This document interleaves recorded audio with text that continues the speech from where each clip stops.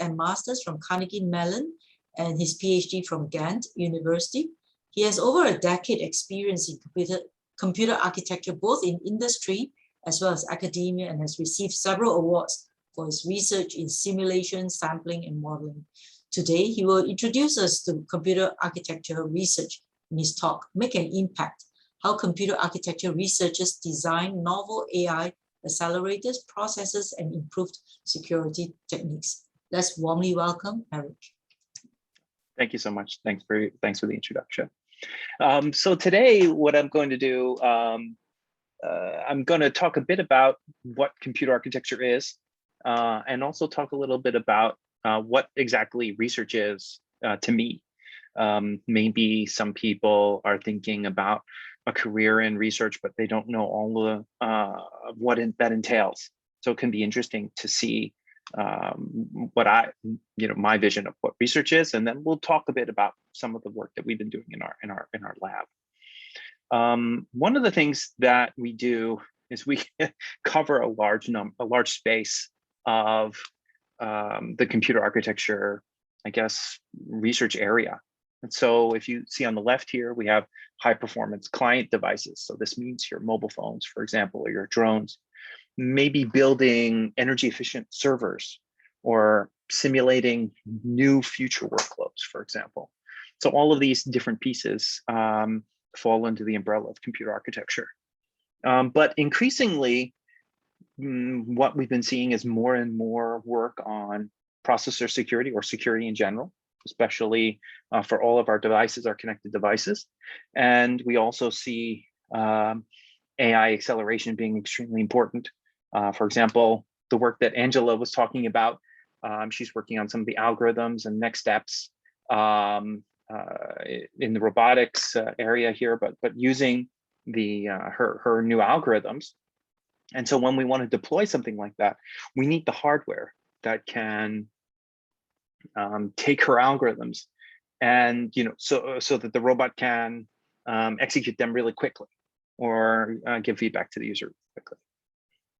So what I first wanted to do was just give a little bit of my view on the different stages of research. So I define, there's many definitions, but I define engineering as sort of the ability or the process of solving complex problems.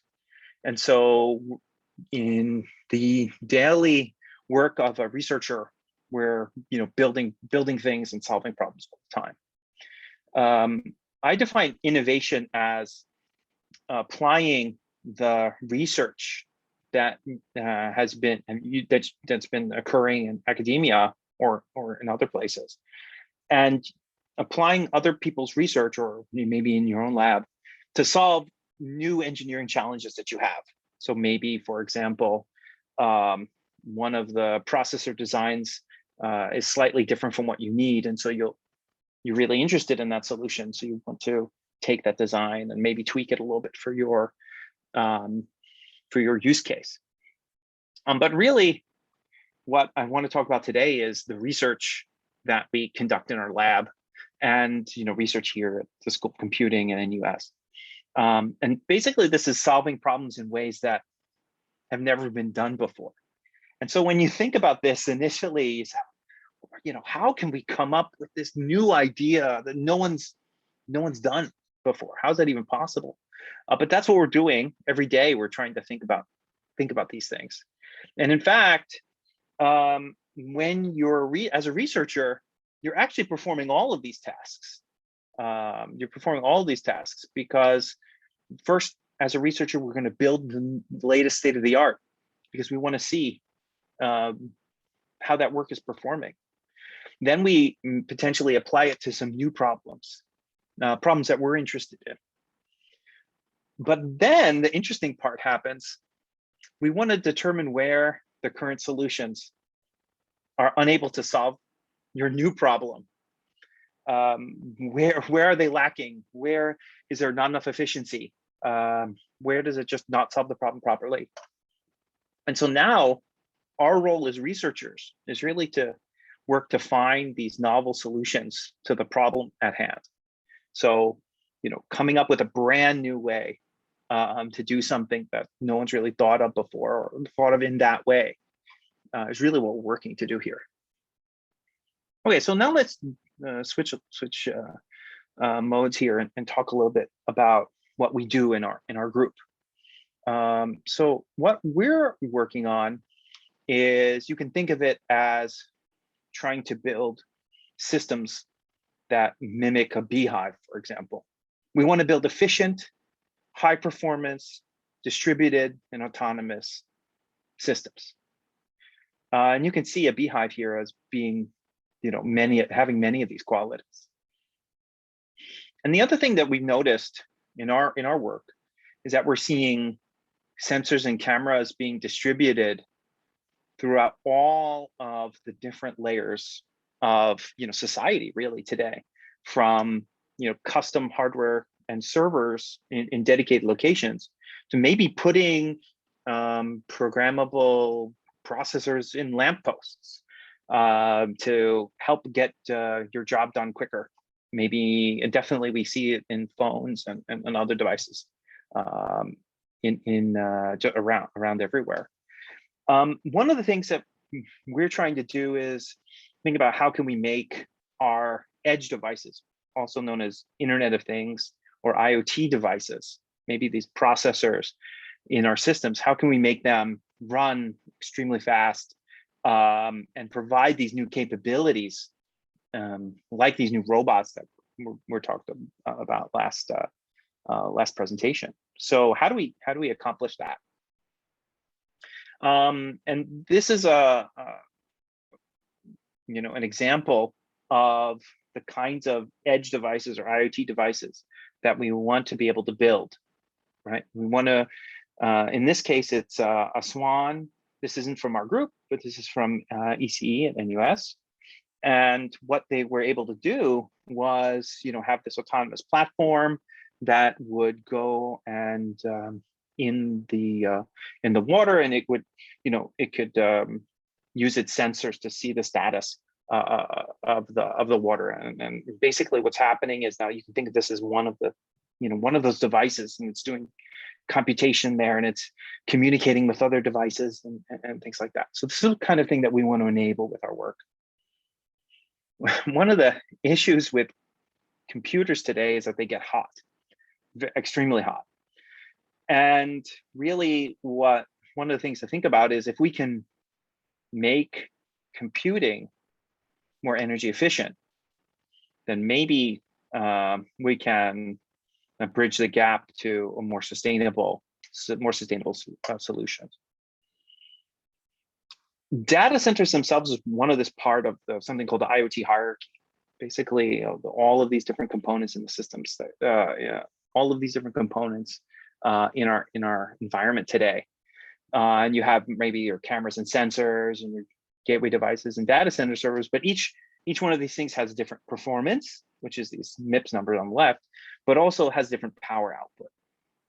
And you need to be able to, when you're doing compute, for example, on your phone, you want to make sure that your phone's not getting too hot.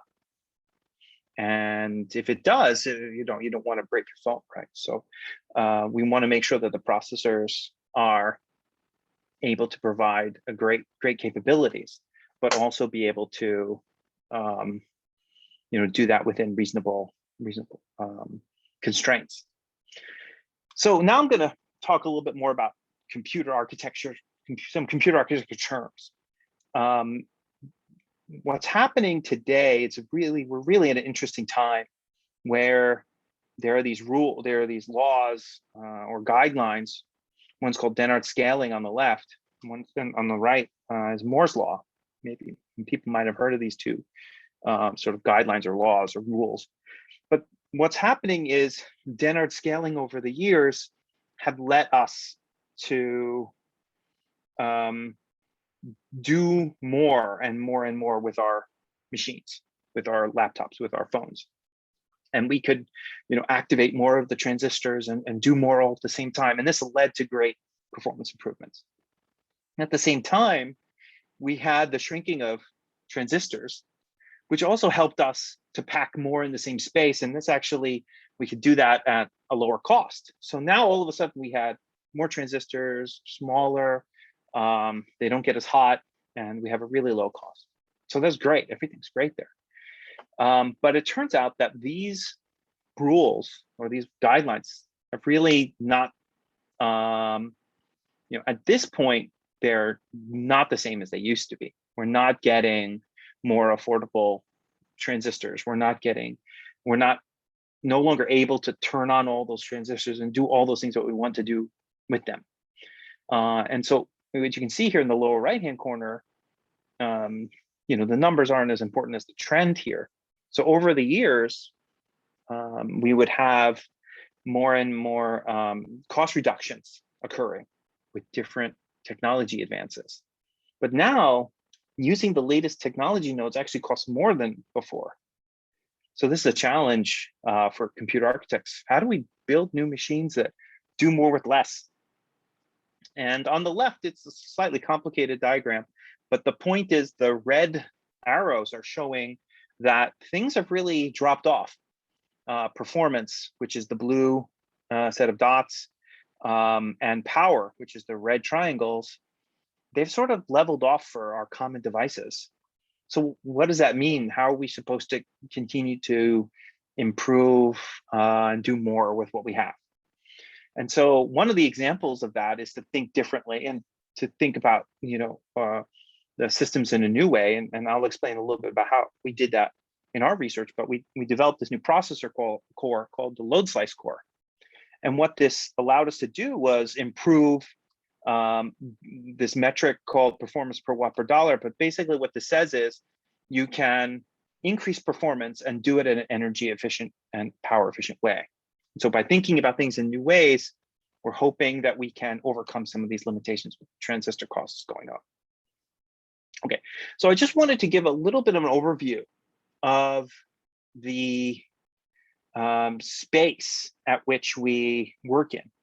And so there's always this foundation that computer architects or any field for that matter work with. And in our work, we are simulating the processors of tomorrow, but we simulate them today on today's machines. And to do that, we use tools like our Sniper simulator or other models and analytical models. And then what we can do is use those tools to build secure and efficient processors, and then put those processors and accelerators together into platforms, which can then run your application. And so in this talk, we're going to focus on a few of the different types of ideas in improving the efficiency of your processors. Okay, so one of the things that was really interesting to me is when I started at NUS, I was looking around, we're bringing in PhD students to help on our projects and also working with undergraduates and master's students. And the project I'm about to talk about is an AI accelerator. But the idea, at least the beginning of the idea, was started and developed by 2 undergraduate students here at NUS. And now we've taken this idea and we've expanded it, and it's grown a bit to encompass, and now we're working with a number of PhD students and postdocs on this project. But the idea here is that, these ideas, it's really about your motivation, your interest in the topics. And these students were extremely interested in, and they really wanted to solve some interesting problems. And I said, well, let's see if we can do this. And this is the result of their work. So if you look at hardware accelerators, something on the left here is called a TPU, which is a Google AI accelerator. And then you look at the amount of power it dissipates, it's 75 watts. Now on the right, you have a human brain, which dissipates 20 watts.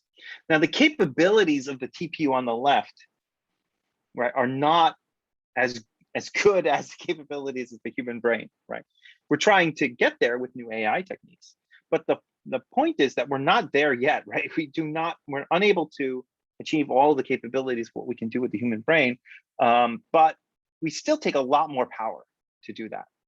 And so one of the questions is, can we try to solve some of these open problems in AI with a much more efficient platform? For those who are familiar with AI or machine learning, you might have seen something called deep neural networks, or DNNs. And so on the left, we have your traditional ANNs, which form your DNN components. Now, what we were looking at in this work is something called neuromorphic computing, also known as spiking neural networks on the right. And what we found is that it's possible to improve efficiency by looking at how the system runs at runtime when you're using the hardware. So what this means is you might be deploying a system, and typically you might want to, when you compute your deep neural network answer, it might do lots of computations. And the point here is, if you looked at the network in a new way, maybe we can do many fewer operations, which means more efficient result. And if we do that, then we can improve efficiency, potentially improve performance. I'm not going to go into details of what spiking neural networks are and the different types, but what I do want to say is that if you look at this graph on the right, you can see far on the right, there's this ANN marker, and it's a black star on the lower right-hand corner.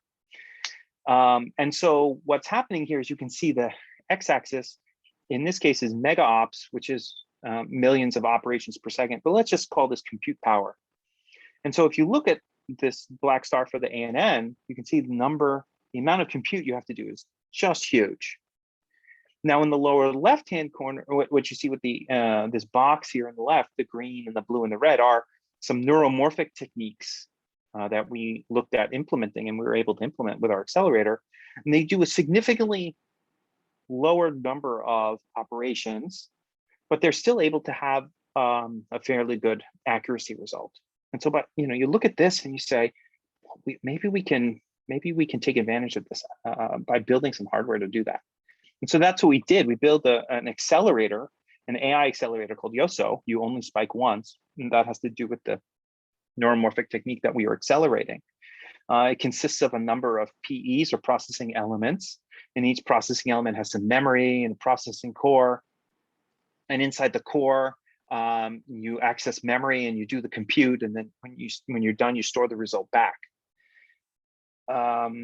There's a couple of different things that we were enhancing. I'm not going to go into details there, but what we were really surprised, or at least really happy about, was that given the accuracy we're able to show, the energy consumption of our the power consumption of our hardware is extremely low.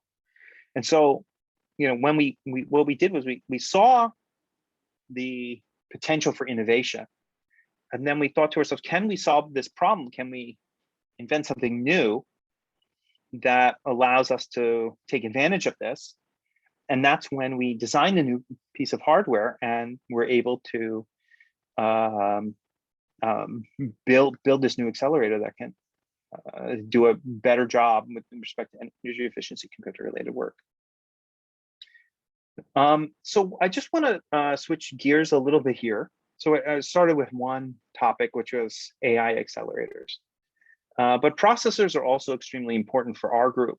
The reason is because CPUs form the basis of just about all computers that we use today. And we have a little schematic here of a CPU and the kinds of components that it's connected to, like the DRAM, network, and storage, which maybe is disk or SSDs. Typically, our CPU is thought of as having large compute, but tiny access to DRAM and network and storage. And so what we've been doing over the years is we've been growing the CPU, do more, let's do more, let's add more caches and add more techniques that in the end turned out to be very energy inefficient. And so what we wanted to do was we wanted to say, well, maybe we can look at this in a new way. And so this comes down to the research that we were doing. We thought to ourselves, well, how could we potentially solve this problem? So there's something called memory level parallelism. And up to the point before we did this work, memory level parallelism was investigated, but people really didn't build processors that targeted memory level parallelism, and I'll explain what that means. So memory level parallelism is the ability to talk to DRAM, for example, and instead of just requesting one piece of data at a time, maybe you can request 4 or 20 or 100 items at a time. So the point is that if we can, the time it takes to access memory from DRAM is extremely long. But if we can look at it and as a different problem, and we can say, well, maybe we can do a lot of accesses in parallel. Maybe what this allows us to do is build a processor that in the end will be much more efficient. And so what we've been doing is we've been trying to take these in-order cores and make them higher performance, and take out-of-order cores and bring their efficiency and increase their efficiency. And that's what these 2 green arrows are showing. Basically, can we improve the efficiency and performance of these processors? And we've been able to do that. So one of our processors, the load slice core, which I mentioned before, was able to improve the energy efficiency and performance of in-order design. And then we've also been looking at out-of-order commit processors and high-performance MLP processors. But the idea started from this memory level parallelism idea, and then we started looking at different areas and connected them and said, well, how can we exploit this MLP to do a better job? And that's what led us to these works. I think in the interest of time, I'm going to skip some of these details, but suffices to say, we built a learning mechanism inside the core to identify the key instructions and route them to the proper locations. And by doing that, we're able to improve the efficiency of the system. Now to skip these slides for now. But in the end, this new processor, the performance was improved by 53%, and we were within 25% of the performance of an out-of-order core, which is a much faster but much more inefficient processor. Okay, and the last topic, just one last slide here. I wanted to talk a little bit about security. So I mentioned security in the title, and I wanted to mention a brand new publication that recently released on Archive, which is sort of an open area where we release new ideas that haven't formally been published yet. And the idea that we looked at with this security research was, in the past, there have been these very popular security, well-known security exploits called Spectre and Meltdown. And those use something in the processor called the branch predictor in order to leak, as one component, to leak your private information. So maybe your private key that keeps your computer secure. So what we found was that by, instead of the branch predictor, we could use other structures in the processor that most processors have, but aren't protected. And so what we can do, and you can see this with the the blue and green dots on this diagram, but basically we're able to tell, we're able to basically leak the data from one process to another using the hardware, where in the past, people, when they're running applications, they wouldn't expect their private data to be leaked. And so this was a really interesting result. And this is an example of looking at things in a new way to try to see, can we, in this case, can we try to find issues with current hardware, current processors, and then potentially provide solutions so that we make our processors and our hardware more secure.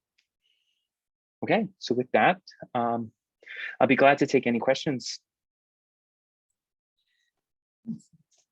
Thank you, Professor Carlson. Now the floor is open for questions. You can either type your questions on Q&A, or you can raise your hands and we will unmute you to ask questions.